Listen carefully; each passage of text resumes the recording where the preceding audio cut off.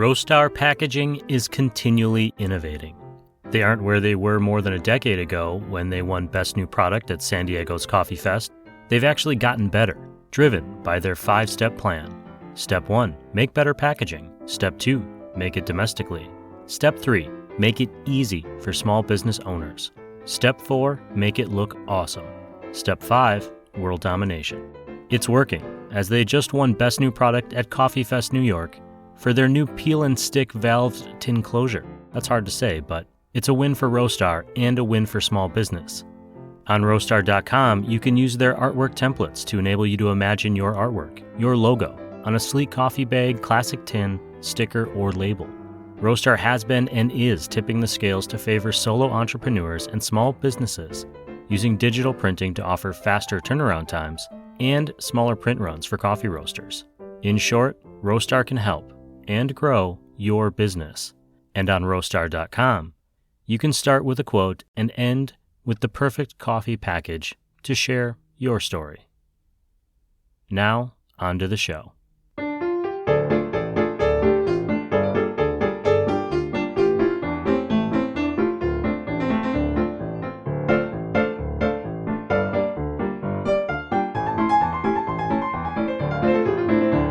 Hey, good morning, everyone. Welcome to Episode 2, Season 10 of the Coffee People Podcast, which is part of the Roast West Coast Coffee Network and presented by Roastar Coffee Packaging. I'm Ryan Woldt, and this is the coffee podcast where we meet really compelling human beings from all corners of the coffee industry, including today's guest, Brandon Seabrook Nelson. Brandon is the head roaster at Bridge City Coffee, which has locations in and around Greenville, South Carolina. He's also more than a coffee roaster.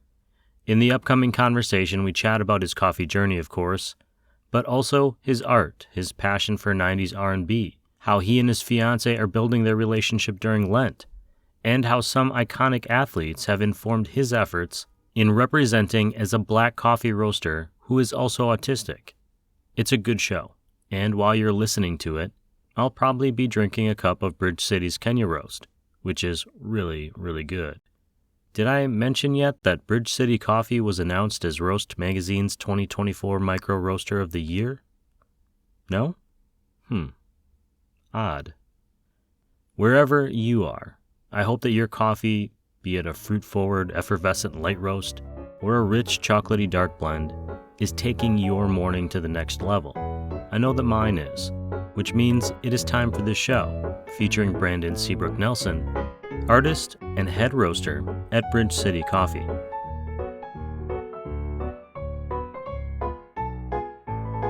If you could, if you'd be willing, if you could let me and anyone listening to this know who you are. What's your name and where are you coming from and what you're doing in coffee? Yes, my name is Brandon Seabrook Nelson. Seabrook is a family name and a middle name that I'm proud of. My dad and myself got it. I work with Bridge City Coffee in Greenville, South Carolina. Me specifically, I work in Travelers Rest, South Carolina because I work in a warehouse with Bridge City Coffee. All the roast production is done there, and we have 3 locations: Travelers Rest, Greenville, and downtown Greenville. And not most importantly, because it's certainly not your only identifier, but Bridge City in the fall of 2023 was announced as the 2024 Micro Roaster of the Year, and you happen to be the lead roaster, so congratulations. Thank you. That was a long process because I actually applied in 2022. I thought Roast of the Year, solo, roaster, cool. And when I read the application, it was about the whole company, the whole collective. And the owner, Greg Ward, decided to pull back on it, which he made a wise decision because we weren't ready for it. And then we took a year-long process to develop us as a whole, as a company, to grow in sustainability and such. And then we reapplied. And my part came in of delivering 3 great coffees. And honestly, I thought everybody's going to do some high-end coffee stuff because that's what the coffee world can do a lot of. But Roast Magazine was sharing with us to give us what you usually sell in the shop. And like, yes, finally some variety, because dark roast is not on a pedestal. Medium roast is not on a pedestal. Why not we give these coffees that we usually sell on a day-to-day basis some shine? You just mentioned that you're the owner, Greg Ward, if I think I'm not Yes. mistaken there, decided to step back and wait a year while you prepared. How has things changed since the announcement? I mean, was there a big influx in sales or a big change in production, or is it more of like a, hey, we know we're going to start getting attention and people are going to want to know more about our ethos. We want to be ready for it. The people that see us on a day-to-day basis know what we're about, our mission, everything about Bridge City, even the name itself. Between pulling back and then reapplying, we growed in sustainability, the small details such as compost, straws, drinking straws, to how we function on the bar, roasting coffee, everything. There was still growth of orders with people ordering from us, even our day-to-day clients. But then post Roy, we saw an influx. We also learned our guests at the shop are more traditionalists when it comes to the coffee, whereas people who are ordering from around the globe, around the nation, they're much more high end.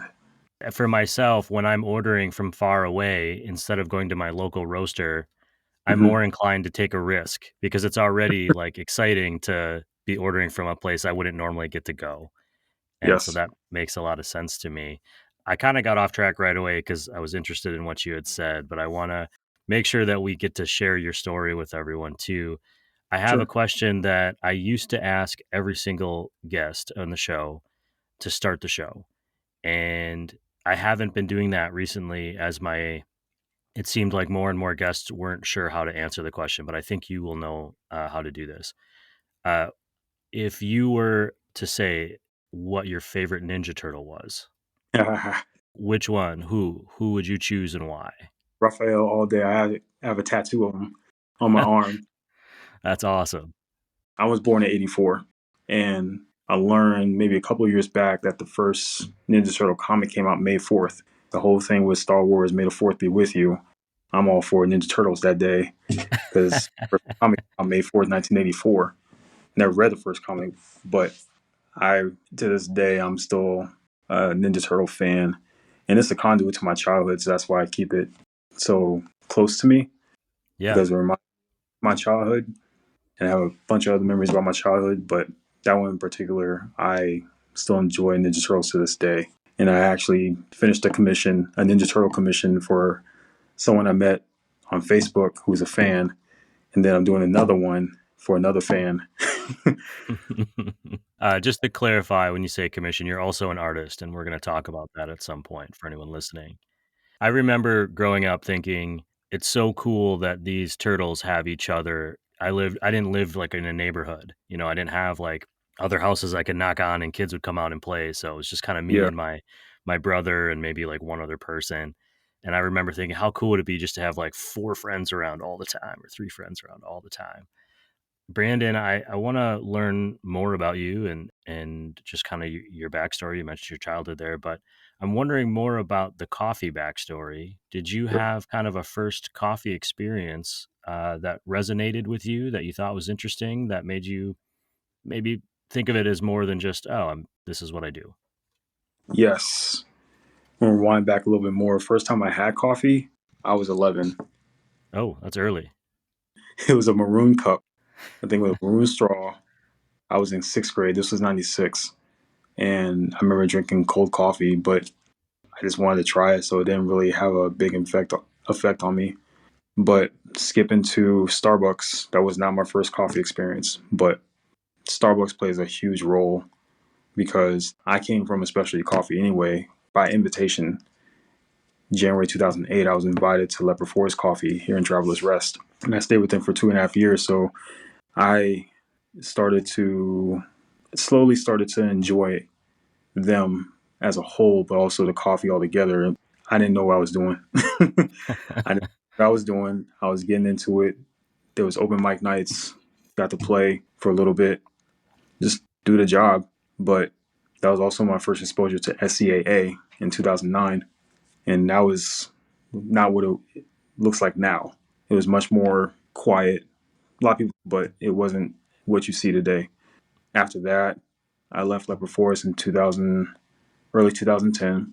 December 13th, 2010, I joined Starbucks, and I learned so much more coffee. Coffee grew on me through Starbucks, and also the community as well, especially with in this city. Starbucks was on the rise, especially coffee was on the rise around the same time. And so I was in, and I started growing more with coffee. I became a coffee master too towards the end of my 7 years with Starbucks, and still enjoyed it. Obviously, that's a long time to spend with any Yeah, company, for our generation anyways. right. Um, at what point did you think you decided to transition out of Starbucks, and was it to go to Bridge City? No, I transitioned out of Starbucks due to something that, looking back, I wish I didn't do. But I put in my 2 weeks. Something happened. I quit that day. It was 2017. And at the time, I was working at a brewery too, both Starbucks and a brewery. And I was getting into more beers as well. And all of it plays, one big family tree with coffee, beer, wines. So I joined them for a while. And then I was let go late 2017. And then I still was around beers 2018 for a little bit.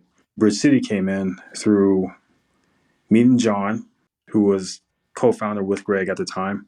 And I was shadowing Will Schultz from Methodical at the time too, while he was still roasting. I met John, did not know anything about Bridge City. I just know that there was a coffee shop happening in Anderson, hopefully. And that was it.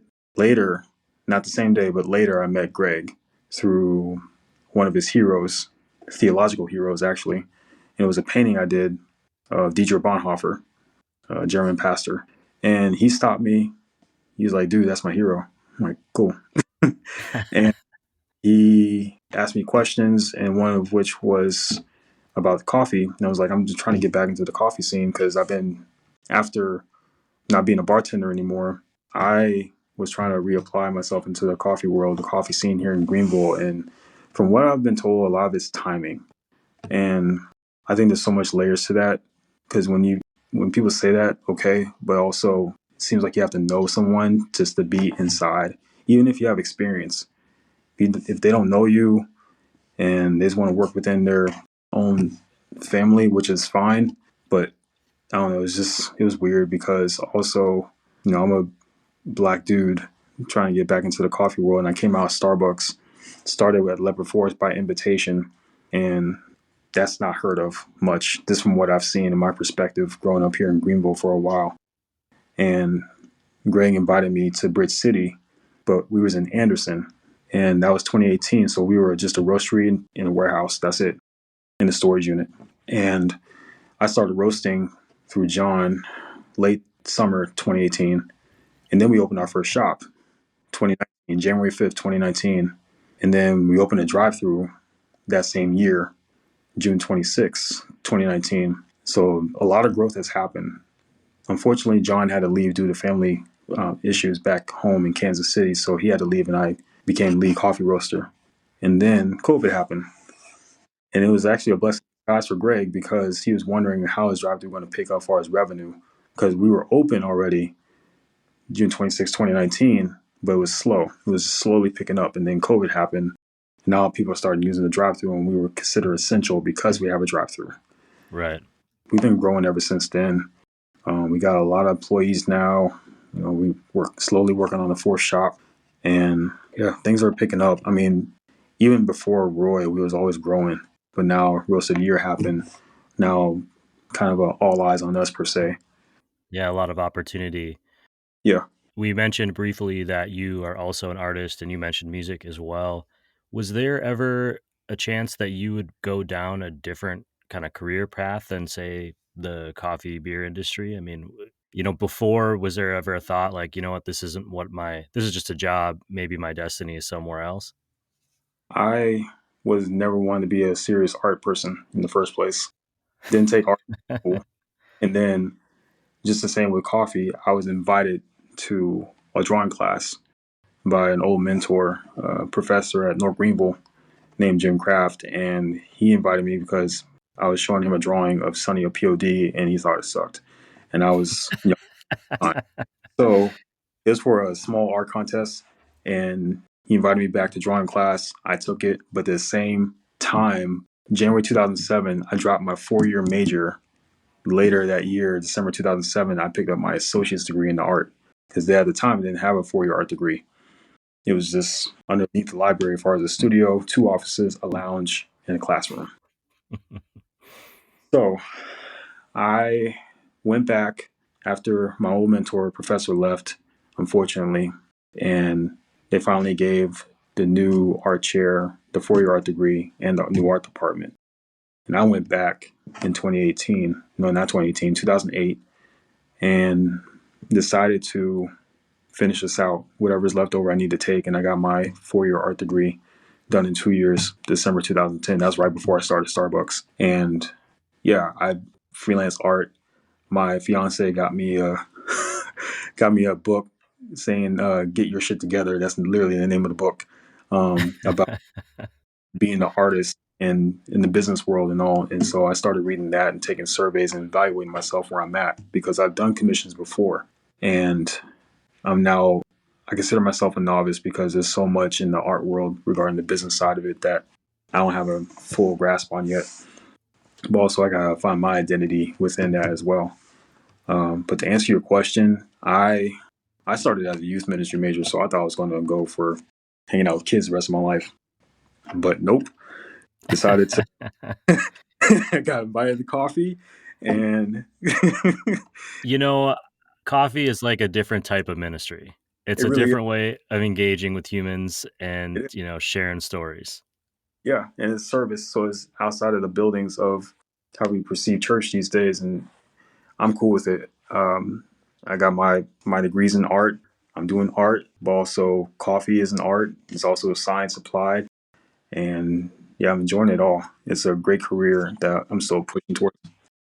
That was actually something I was thinking about when I was learning a little bit more about you. I try not to do too much research, but you say you didn't take art seriously. But when I Google searched you, the first thing that came up was you having an exhibit in a gallery, and I was like, oh, okay, like art's pretty serious. It's not just an Instagram.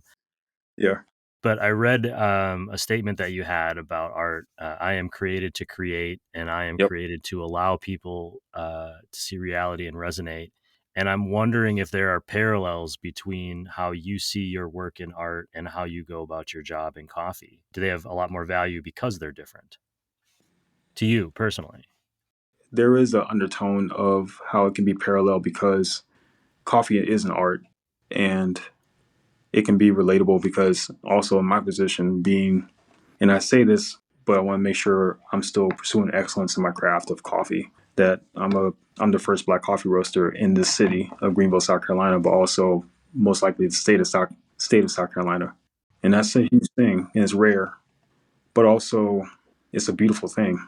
It really is. There's the reality and the reality now resonate with it because reality is I'm a black coffee roaster who's also autistic and who is also roaster of the year. That's a that's checklist right there. That's awesome.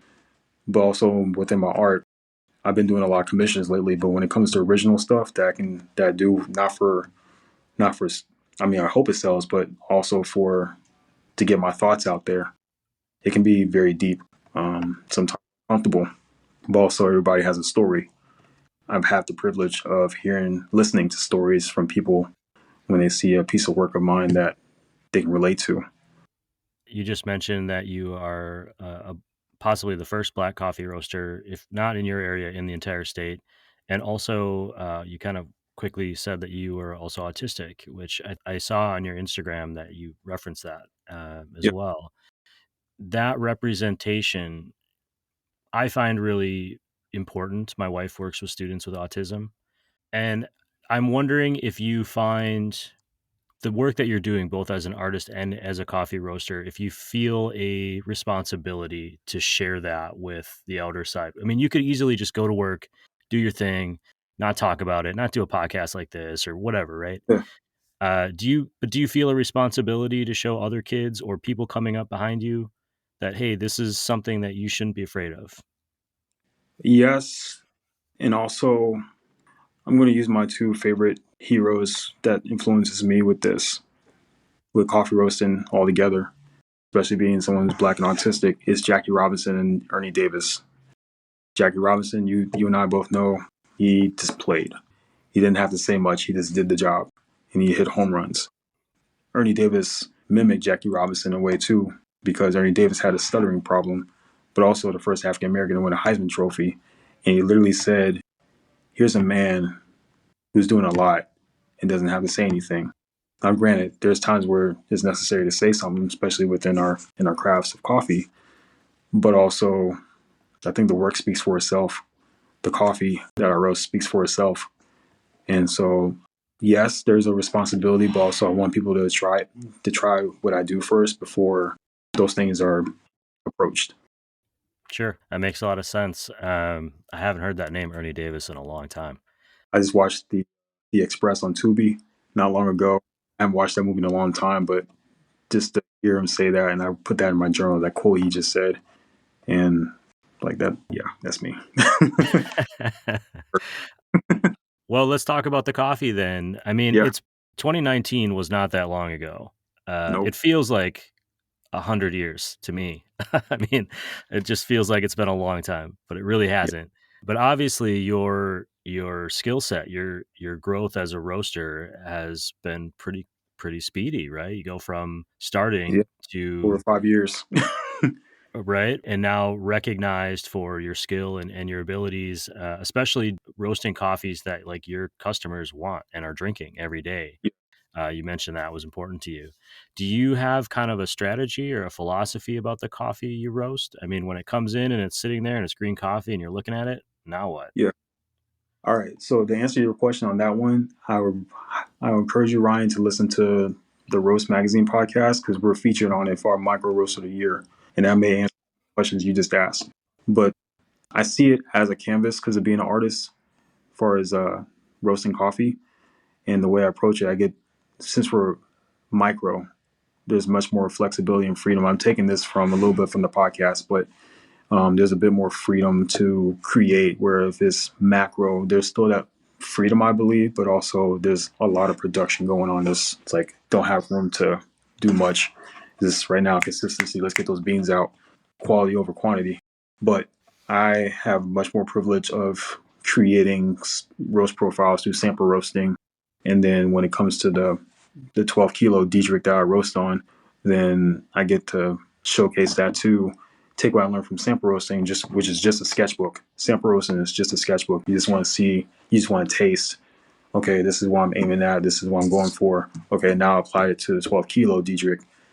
Here's what I'm going for. Whether it be light, in between light medium, medium, in between medium dark, or just a dark roast. And also, I approach it simply by doing a small homework of the farmers who grown it and the cupping notes too. I look at the notes because I want to be respectful of those who have already had their hand in it and also who already tasted it. It's like, okay, I don't want to put something out there, coffee out there, if it doesn't taste like the way they had it. Because if they got it and they gave it a great score, I can do the same. Sure. But that's how I approach coffee roasting. And at the end of the day, it's really cooking beans. So there's so much. I mean, there's so much vocabulary out there of roasting and stuff, which is great. But for someone like me, I'm smart. I'm very smart, but it's not. It doesn't have to be complicated. I don't think Right. roasting coffee is complicated. There's so many different machines of roasting coffee: fluid bed, air, natural gas, electric, which is great. But I don't think it needs to be so overwhelming, especially if someone wants to learn. The very first person that I ever knew who was roasting coffee was my close friend Nate. I Yeah, think he's still doing this, so shout out to Nate. And he was roasting his coffee in an old popcorn maker, and I remember drinking it that day and thinking, "This is amazing." You know, I didn't have yeah, a lot of context, and even now, I still enjoy going to his house and getting coffee from him. I think it's fun that you can do that, or you can go to the other end of the spectrum and go way down this rabbit hole yeah, of skill and technology and just theory and it can coffee can be a lot of things to a lot of different people. yep, I think for me, I like coffee to meet people where they are, and you've mentioned that in your community. there are certain expectations for your coffee, and you're providing that, and then having the ability to, as a micro roaster, experiment a little bit more than maybe Yeah. somebody who's just straight production would. Earlier, you mentioned the name Bridge City, and that was something that was in my notes, and I wanted to ask you about. I assumed when I saw Bridge City Coffee Roasters is that was like a city nickname or something, and it didn't. That was it. Yeah. But that's People not thought the it case. was Could you, what does that mean? everything well, not everything, but what I shared with you earlier about being a black coffee roaster. I mean, I'm sure you follow Coffee Black and you've learned a good bit of history through Coffee Black and other black owned coffee shops. But I get to be part of the narrative, a better narrative of being a coffee roaster and, being respectful of the history of coffee and where it originally came from. And with Bridge City, it literally is bridging gaps. It's creating a better narrative along with those who are doing the work. Of course, shout out Coffee Black and Propaganda and all of them. They're brothers and sisters who are doing the work. But for me, I get to be part of that. And with Bridge City, they're being, as a whole, as a collective, being of a diverse staff, not just male, female, pronouns included, all that. it's it's skin color too. People say don't see color. Yeah, you do. You do see the color, and we're here. We exist. So I'm just hoping that people continue to support us, but also not just us, support all those who are trying to create a better narrative of bridging the gaps between what's been commoditized as white. No offense to you, but but Untaken. no, you are. But I am. I you're am white. great. You're a great dude. My fiance is white. All good.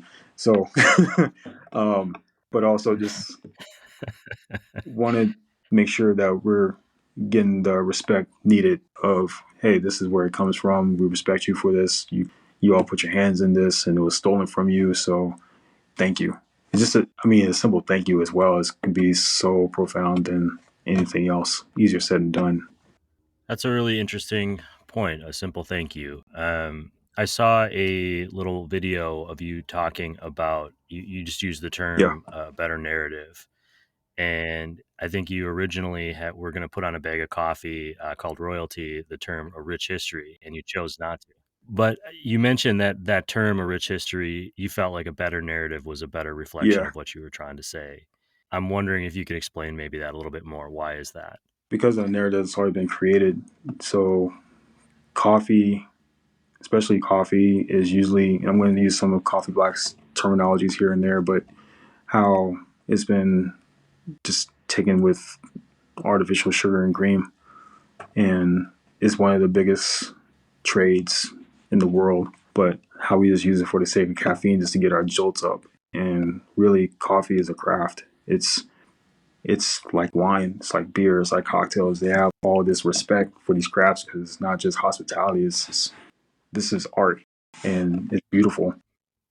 But also, this is the history of especially being black. We're smart people. We're very smart people. We created a lot of things, coffee being one of them. So how about just be part of a better narrative and saying, hey, this is this is what you guys invented, and again, a simple thank you, but also creating unity. Because we're all. My belief is that we're all created by the image of God. So what makes somebody else different from me?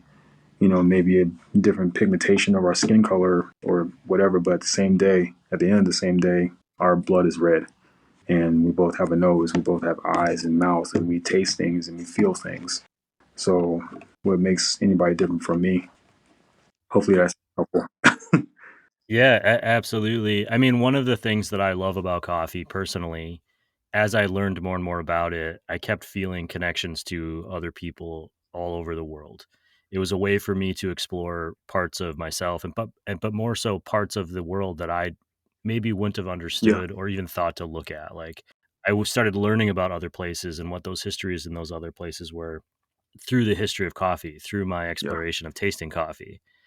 And I had done the same. I used to be a big beer guy, and I was in that industry for a long time. And when I would travel, I would never be like, okay, what's the tourist place? I'd be like, what's the local beer spot? And then you'd meet the yeah, people that live in that neighborhood and yeah, like learn about that neighborhood, right? And coffee has become that for me as I've gotten older and drinking beer has gotten harder. Right. Not that I don't do it, I just don't do it as much. I find just so much value in sharing coffee, and through it, there becomes these shared experiences. And I think it's hard to look at somebody you're having a cup of coffee with and be like, I don't want to say judgment, but like just be like, oh, like we're both doing the same thing. I Yeah. wake up, I brew a cup of coffee. Like they might be on the other side of the world, but it's kind of the same. We all have this thing that we all appreciate.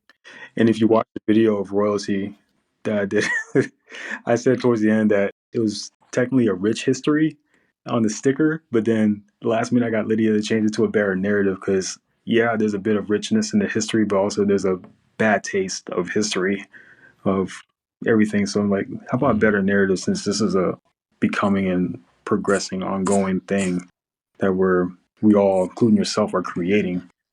Yeah, I think acknowledging history, good Yes. and bad, is important. If you start ignoring the bad parts just to get to the good parts, Right. you're going to make those same mistakes, and that's a big personal frustration in the current Yeah. times in some states, in some places, and every place really, but like more so in some.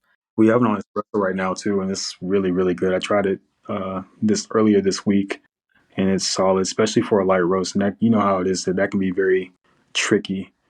And I remember sharing to Matt, our shop operator, like, hey, you may have to up the doses on this one because it's a light roast. It's 50% Congo, Mapindo, and then 50% Rwanda Mahari, which is both of them, both Congo and Rwanda, are made from majority women producers, women farmers. So that's something else that Bridge City does is we want to make sure the females are uplifted too because they put in the work. I mean, it's a rise of women producers in the coffee industry nowadays. I noticed too, like that the focus on the farm there. It felt like when third wave kind of came around, there was a lot of focus on the coffee Yeah. roaster or the coffee shop, whatever cool neighborhood that was in, and it does feel to me at least that there is a shift to be like acknowledging the people behind that, and Yep. these are the steps in the chain. I hope, and it seems to be growing. And that's also part of Bridge City is, yeah, respect the farmers because they're people too, and they're just trying to provide for their families on a day-to-day basis. Yeah, we talk on the show a lot, or on our Coffee Smarter podcasts a lot, about the pricing, how we come to the price of a cup of coffee, and trying to use that as a way to say, okay, this is what you have been conditioned to pay. Hmm. This is where that money actually goes and how it gets broken down. And so it becomes easier and easier to say, oh, I'll pay more because if I trust this coffee shop, like say Bridge City, Yep. is doing the work to get that money where it's supposed to go, or Yeah. being fair with their producers.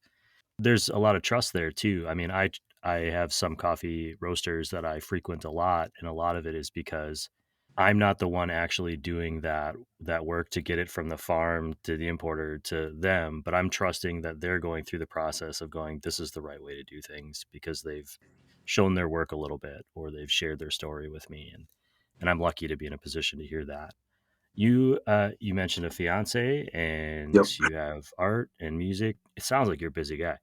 What are you doing when you're not roasting coffee? What's your life like out in South Carolina? I am building a rhythm. Right now, is my rhythm is very distorted, and so going through a journey, especially with my beliefs of the wilderness, and it's nice, and I need to be there. I guess metaphorically speaking, because it's me trying to slow down and breathe. It's trying to slow down every day and breathe and do the best I can within each day given. So, with that said, I'm trying to build a rhythm where I'm here at Bridge City, I'm roasting, I am wanting to continue to work on my art commission because I got a few that I still need to meet and keep my promises to them. I am spending time with Kylie, so we're observing Lent right now, and we decided not to watch TV. We do play Tetris together, and that's very cutthroat. So we decided not to play that throughout the week, and we just spend time together. There's a game that we have on the table called "We're Really Not Strangers." It's in the couples edition, and basically all it is just asking questions to each other, but it really allows us to dig deep and get to know each other better and that's been rewarding. So that's what it looks like on a daily. I mean, my drives home and to work, I live in Hendersonville with her. So from TR to Hendersonville, North Carolina, it's only a 35 minute drive. No traffic. No traffic. And yeah. That's your life. Yeah. I love it. I like that as using Lent as a sacrifice, but also as a way to grow with each other. That's a cool Yeah. concept.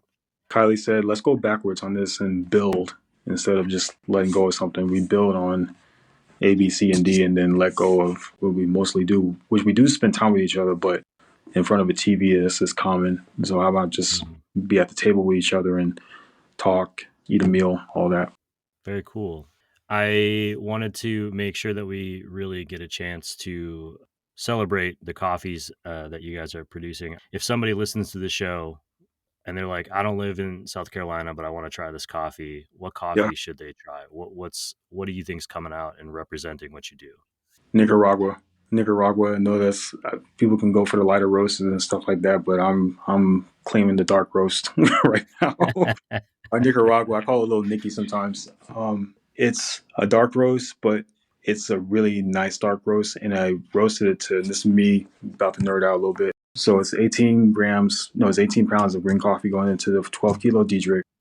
The final temperature of that coffee is 421. So around that, it should be a dark roast, but it's not oily as a typical dark roast would because I didn't push it to a second crack. And there's notes of subtle orange, pie spices, and dark chocolate. I sent it to a sister I know, and she scored it, and she gave it an 88. I'm like, dude, nice. So I was very excited about that. But that's one of the coffees I go to, and we're getting ready to put down espresso as well. We've been having it on drip right now in all three shops lately. I get a lot of questions from especially older listeners who are always like, when's dark roast coming back? Everywhere I go, it's all light and medium roast. When are we going to get some dark roasts? Yeah. So that'll be a good one to recommend. Is there anything that I didn't ask you today that you really wanted to share with people? Well, go back on life outside of coffee. My go-to music a lot, my genre is hip hop, um, old school 90s. And then sometimes at nighttime, I love my 90s R&B on Spotify. That's another conduit to my childhood because I remember where I was at. And I remember, you grow up and you listen to these lyrics and it's like, okay. But at the same time, you still like the music. My wife and I were just doing an old 90s kind of, what was your first album? Do you remember what Oh, your first album was? yeah, it was a CD too. Immature. It was the same guy who played Roger, the sister. So Marcus Houston, I think that's his name. But it was a three-piece group called Immature. And then my second CD was Space Jam soundtrack. And my go-to Nice. on my Space Jam soundtrack was the Monstars anthem.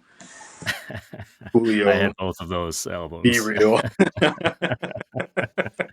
My wife told me that I didn't know this. My wife and I have been together for more than 20 years, and I didn't know that her first CD was a CD was En Vogue's Funky Divas album. Oh. And I was like, wow. So we listened to that the other night, and I was like, wow, this is really like the early 90s. Yes. Yes. A lot of Mary, Missy Elliott, all that stuff. I'm like, grief. I've got a year on her. The first thing I ever bought was a cassette tape. If you are listening and you don't know what a cassette tape is, I strongly recommend you look it up. But it was the Michael Jackson Bad album, and I Ooh. bought it at a Shopko.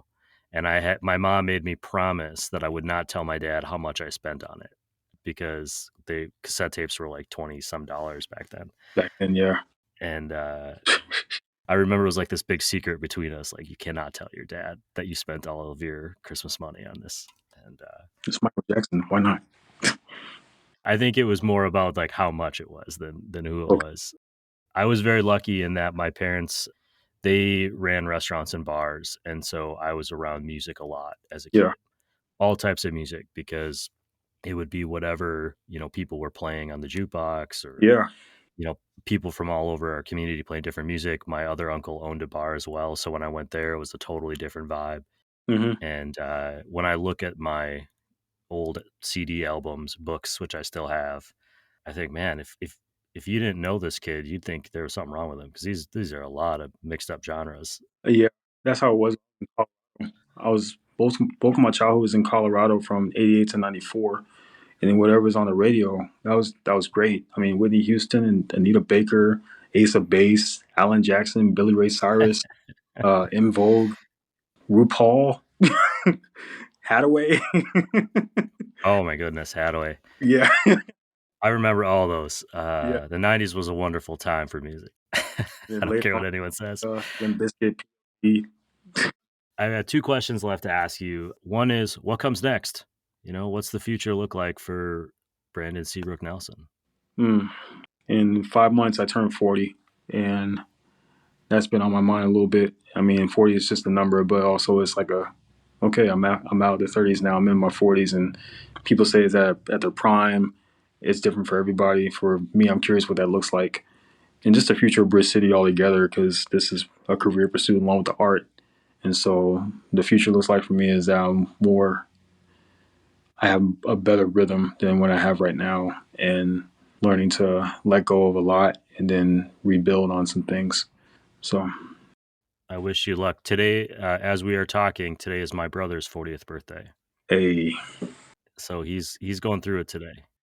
I just called him. He's having lunch with our grandfather, who is turning 101. dude, that's rare. That's a blessing. It's crazy to think about what he has seen in his lifetime, and to think that I don't think it's realistic I'll make it to 101, but what I'll, hopefully get to see in my next section of my life, I'm a little bit older than you, not by much, but how much has changed over his life and how much will change over our lives. Yeah. And it's hard to imagine. I'm certain that he couldn't have imagined when he was a kid, living in the home that he helped his dad build, on the farm, that someday he'd watch baseball games on his phone. That was never a thought in his mind. So my last question for you today is, if you are out traveling, if you're out in the world and you stop at a coffee shop, what would be the first thing you'd order? To be honest with you, because of Coffee Black, it's a different company, but they run Noble Roast of the Year. I would like to go check out their new place they're opening up later in the year for their global HQ for Coffee Black. Now, if I was to go outside the country, I would go to Ireland because one, it's quiet. Two, my great-great-grandfather is full Irishman, never met him. And then three, coffee and maybe scotch. Nice. I Thanks. like that. Go to Ireland, get a coffee, a scotch on the side. Yep. Brandon, I want to say thank you for one, doing what you do, two, sharing your story and being willing to spend some time with me, with the listeners of this show. I really appreciate it, and I'm looking forward to learning more. I'm going to share a lot about Bridge City on our newsletter, so anyone listening will find that there. And yeah, thanks, man. I really appreciate it. Yeah, thanks for listening too.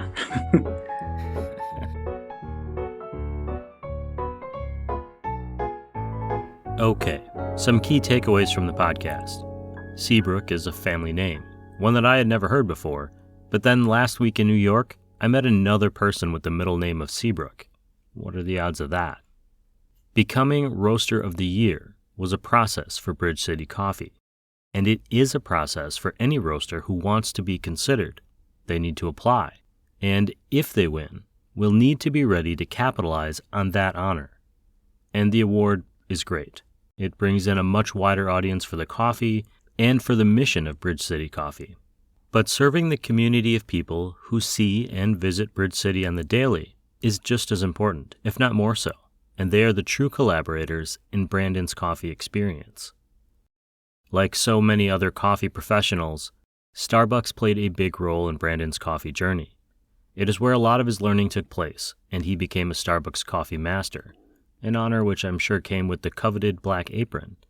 But as with all things, so much of life is timing, and so much of coffee roasting is timing too.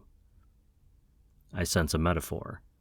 Our path, despite our certainty in the moment, is often not as straight and narrow as we assume.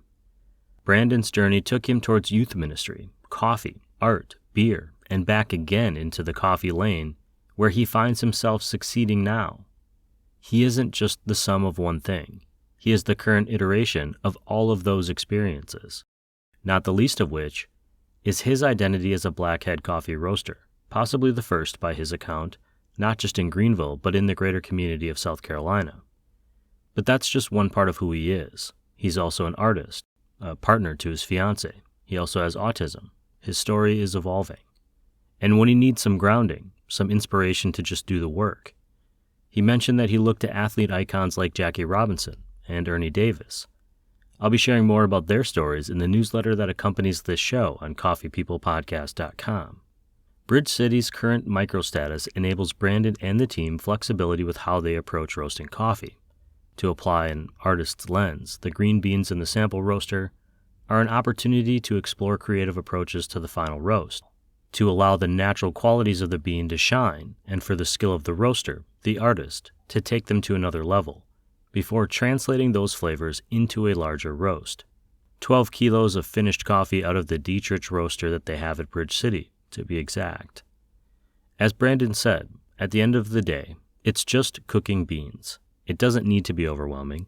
If you're learning to roast, keep it simple. It's a lesson he's trying to apply to the rest of his life as he seeks an equilibrium with the world. He's trying to find his rhythm. Finally today, May 4th, it's the new, unofficial Ninja Turtles holiday. If you'd like to try some of the coffee coming out of Bridge City Coffee Roasting, you can do so by visiting a location in or around Greenville, South Carolina, or you can visit them online at bridgecity.coffee. That's bridgecity.coffee. And that's our Coffee People conversation for today.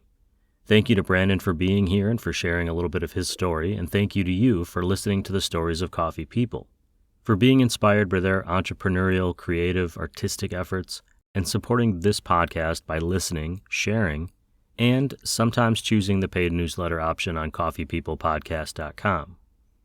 That's really helpful. This podcast will return next week with the founders of the Coffee MBA and the Coffee MBA Collective, Miranda Caldwell and Heather Kelly. We'll chat about how they're running their company despite being based on opposite sides of the world, their respective paths through coffee, and why sometimes it's a good thing to professionally slide into someone's DMs. Helping us bring that show to you is this podcast's presenting sponsor, Roastar Coffee Packaging, found at roastar.com. We're also supported by some great coffee industry partners. Our legacy partners include Zumbar Coffee and Tea, Steady State Roasting, Moster Coffee, Coffee Cycle, Maria Coffee, and Cape Horn Green Coffee Importers. A special thank you to Alden at Crossings Coffee, and of course the Hales brothers at Hisea Coffee Source, who've been supporting our Coffee Smarter efforts as presenting sponsors. And finally, thank you to our foundation builders, our full city partners. They include Ignite Coffee Company, Ascend Coffee Roasters, Ascento Coffee Roasters, Civets Roasting Machines, San Franciscan Roasters, and our newest supporters, Me and My Uncle Coffee, and Craft 42 Coffee Roasters. They're our first international supporter based up in Canada. This show, the Coffee People Podcast, is part of the Roast West Coast Coffee Network, and this episode has been written, produced, and recorded by me, Ryan Woldt. I hope this episode has found you happy, healthy, and with at least a thread of sanity left, enabling you to make it through the day. Always tip your baristas, and be sure to drink good coffee.